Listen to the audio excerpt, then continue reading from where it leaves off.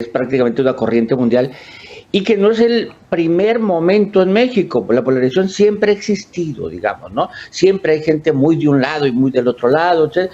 Pero esa polarización que tradicionalmente se usa en campañas electorales, que polarizas, tratas de empujar a los contrarios de un lado, atraerte para acá, que es como un mecanismo de acceso al poder, este lenguaje polarizante, se ha vuelto en el mundo un lenguaje de gobiernos, no de campañas políticas. Y entonces vemos, ¿no? A ver, ¿qué hacía Trump? Polarizaba. ¿Qué hace Bolsonaro? Polariza. ¿Y qué hacen en México? Todos los gobernantes tratan de polarizar. Hay que ver las conferencias de prensa de los gobernadores, es polarizar.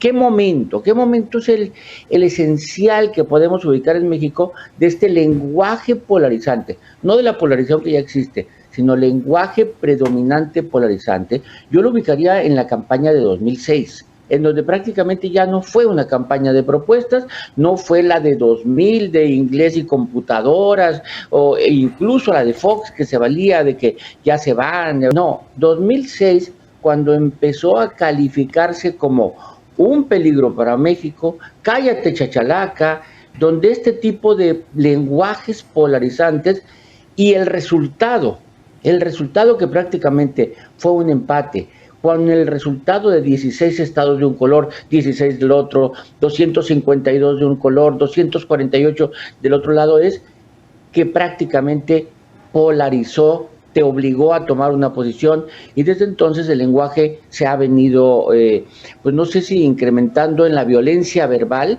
pero sí empujando a los contrarios a que se alejen de mí y acercando y acuerpándose con los simpatizantes. Yo creo que sí hay puntos de retorno, yo creo que va a haber gobernantes, políticos, gobiernos que van a intentar irse al centro, incluso como estrategia electoral, ¿no? Porque también de repente cansa esta polarización por la violencia que genera, violencia verbal y física, ¿por qué no decirlo? Porque así se convierte.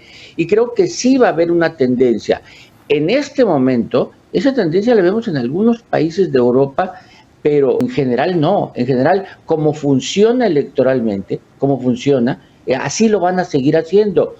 Ya no es de izquierdas, derechas, por cierto, porque las izquierdas que ganan son distintas en todo lugar, o las derechas que ganan son distintas, sino ya es alrededor de los gobiernos, como dice Paco, alrededor de los proyectos difícilmente, esos más o menos se conservan, todos quieren abatir la pobreza, todos quieren abatir la inseguridad, proyectos más o menos no, es quién lo hace, con qué discurso lo hace, y con eso están ganando.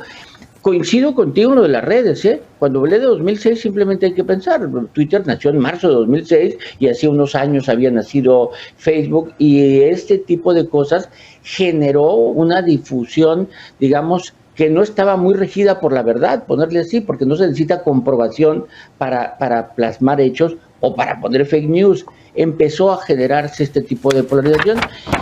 Yo creo que sí va a haber un momento de retorno, un momento de cansancio o un momento de reflexión, pero que sí esto va en algún momento a parar.